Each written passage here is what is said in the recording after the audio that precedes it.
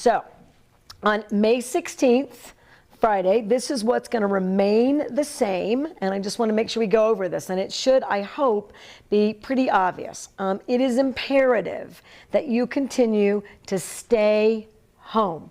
So the stay-at-home instructions, these are effective instructions that people should expect that we will continue to renew until there's a vaccine. So a lot of people have said, the state's not going to move here, we're not going to think about opening any business until there's a vaccine. No, we have a gating criteria so that we can move safely, prudently, smartly, and effectively. We don't want to go backwards and have to shut everything down, but staying at home, only leaving when necessary, limiting that effort, limiting who you come into contact with, well, that needs to stay.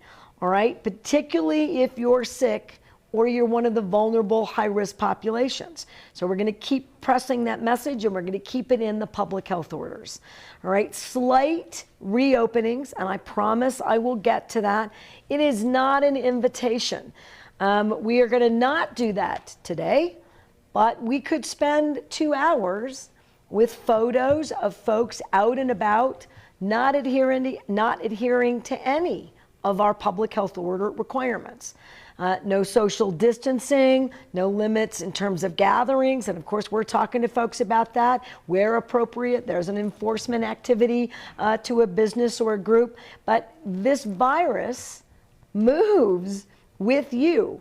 And there are plenty, including in golf courses, where folks demonstrated to the medical advisory team and others that this was going to be a really easy, safe invitation to open up outdoor activities by looking at a couple of the golf courses that have 20 golfers all standing around, no social distancing. I would suggest it didn't quite get there. So we're going to really work hard on our social contract with each other, and these are not invitations to unnecessarily leave your home. Remaining home, except for emergencies and for the things that you need to get done and for exercise and getting outdoors with your family. That's the safest course. We're going to stay that course. So we're going to continue to prohibit congregating in large groups and numbers of people. So we're going to keep that tight and small. We're going to be in our bubbles of 4 and yourself, so 5. We're going to stay the course there because that means that we can safely reopen in areas that we need to start doing. All right, and if you must go out 6 feet, notice I'm going to say that we're 12 to 18 feet apart. 6 feet is the minimum, not the maximum. So really keep that in mind. Next slide. All right. So if that's all staying the same, what changes? All right, we're going to open up all retailers. Anybody who sells goods or services can now open, as of this weekend, at 25% of their fire code capacity. So what does that mean? All right, it means that we expect you, right, to have COVID-safe practices, that your employees and staff are wearing masks and anything else that really works at stopping the spread of the virus. That depends on the kind of retailer you are, and those practices have to be in place before you operate. Most of these businesses have been participating with us, so they have advance notice, know what to do, know where to access some of the face masks and other protective gear or clothing that people ought to be using. I did get a comment today that the fire code capacity for older historic buildings could be tough, and we have a vehicle to help work with businesses to make sure that they're doing that right. Let's do the definition, right? Any businesses, and I did it once already, that sells goods or services directly to the ultimate consumer end user. All right, retail spaces do not include wholesalers or suppliers, and they do not today include, so here's the exclusion, entertainment venues such as movie theaters, concert halls, or amusement parks. So those are still excluded from being able to open even at 25%. Larger retailers, particularly those essential businesses like grocery stores and some of our big box hardware stores, they are remaining at 20%. Smaller, 25, larger, and it'll be defined, and it has been 20% maximum occupancy. All right, now I want to also just highlight this does not yet apply, this new opening, to the Northwestern Public Health Region. All right, that's Cibola, McKinley, and San Juan counties where we're seeing improvements, but the risk of spread still remains too high. Next slide. All right, we're also going to open up some other non-essential businesses like office spaces, call centers. They can also operate with up to 25% of the pre-crisis staffing levels. All right, employees, if you can, you should continue to work from home, and telework policies should remain in effect for as many of our offices and workspace environments as humanly possible. Why? Because again, the fewer people, the more control we have over the virus. Houses of worship may operate at 10% occupancy. I want to talk about this a little bit. A couple of things. We are working with the faith-based community on COVID-safe practices and figuring out our strategies to safely reopen so that their members and parishioners can participate in very meaningful, right, important services in their communities. The 10% immediately gets us to baptisms, daily masses, and counseling, which has really been tough to do in that sort of or drive up environment that many houses of worship were able to accomplish in a COVID-safe vehicle to support their church members. I just want to highlight the incredible work and leadership that was demonstrated by the faith-based community. I also want to point out that many congregations are going to choose to stay closed and to offer services, faith-based services, in different vehicles for longer periods of time. And we applaud that decision, not because we don't think that practicing your faith isn't important and meaningful and also legally protected in many circumstances, and should be. We understand that and we want that, but it's also high risk. Why is it high risk? Number of people, length of duration of that activity. They're not in and then out. And it's difficult to change those durations because these are the faith-based practices are thousands of years old, and we are clear about that time frame. I understand that. We are working with them to work on other strategies to keep their members safe, but to make sure that they can, as safely and quickly as possible, continue to retain as many of their services as possible. So I just wanted to give them a shout out and thank them for that, and to show that we're working on providing relief to their members who miss their pastors and their church leaders, and we're clear about that, and we think that this is the first step towards effective public health and safe returns.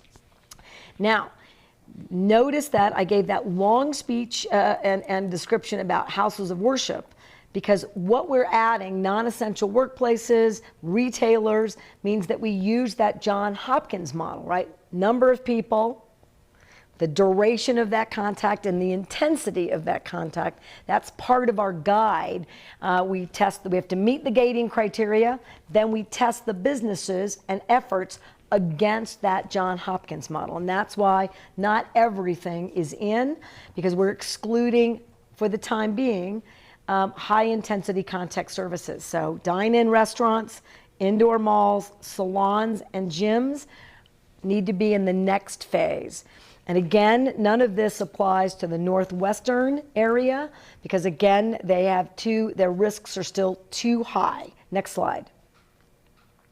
But what could apply to McKinley and San Juan and Cibola counties, given that we're seeing a flattening and a shift in the right direction? We're going to move that region of the state into the preparation phase. That's where everybody else was just about 2 weeks ago, May 1st, all right? So I'm going to go over that quickly. Non-essential retailers may open and provide curbside pickup or delivery. So if you're a retailer, furniture store as an example, then you can create an operation that allows folks to do curbside and delivery for your services. Golf courses, pet and veterinary services may open. Firearm shops can operate by appointment only. And the stay-at-home order, of course, remains in place for everyone for everything that we're doing that's shifting. Next slide. Okay. Now, we are also, this has got a ton of stuff on it. I'm going to go quickly, but given what you just heard and what I've been briefed on daily about the risks both to young people and that they are super spreaders, we are going to do a very modified, very limited summer youth programs will be permissible with significant restrictions. All right, so these are going to be in-person summer programs, and some sports camps are going to be available but restricted. A 5-to-1 child to adult ratio for children who live in the local geographic area. So we are already working with communities to figure out what that looks like and how folks would register in that way. Student and staff groupings have to be self-contained, and the same children have to stay with the same staff. So you can't mix between groups. So if you think about two small sports groups in a large park, they can't come together at any point, and they can't trade staff. You got to stay in your groups because that mitigates risk.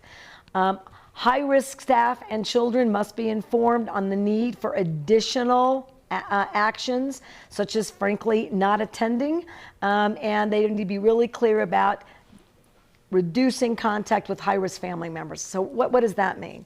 If you have a child that has a pre-existing condition, or you are living and caretaking for someone that's older or with pre-existing conditions, we recommend that you do not participate in any of these programs.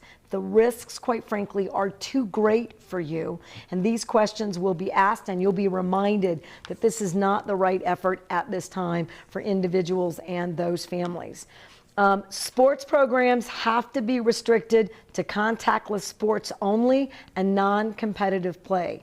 We know families are really ready to give their kids access to our parks and our programs, but we want to go very slow. And I just want to point out 640 young people in New Mexico have contracted this virus. And with what we now know, I'm concerned enough that in our contact tracing, we're going to reach out to the families of all 640 and make sure that they know what to look for even after the virus, or what to look for with other of their children. We're concerned about some of the latent inflammatory diseases and issues that are occurring in children who contract COVID-19 or children who have had COVID-19. So we're going to be incredibly careful here, and I know we'll have your support to make sure we keep our children safe. Next slide. Okay, everyone that gets to open, everyone that's been open, has to make sure that they have what we're going to call CSFs, COVID safe practices for all retailers. They have to adhere to the occupancy limits by the public health order. You have to have face coverings for all of your employees. You have to maintain a very stringent sanitizing schedule for all of your businesses, with particular attention to high touch areas, doors and credit card terminals as an example. You have to establish where you can protocols for contactless pickup and delivery. Everywhere you can. You got to keep that. And then more specific COVID safe practices for individual industries are being finalized as we speak. And I want to thank again the groups working with the cabinets and the Recovery Council in particular for making sure that we get these done. Next slide. All right. So where are we going after that? Well, part 2 of phase 1, we broke it in 2. We believe if we stay the course, and we are seeing mitigation for the whole state, even though we've got some hot spots that we're identifying. And what we mean by hot spots, we don't like that rate of transmission. We don't like the number of cases. Even with today's cases, when I see an increase of cases, right, these are data points that are problematic. So we're really going to be paying attention in the next 2 weeks to see if we can in early June, go to this. So the more high intensity contacts could be phased in the first part of June, and that would include salons, barbers, gyms, indoor malls, dine-in restaurants with limited occupancy, and all COVID-safe practices in place.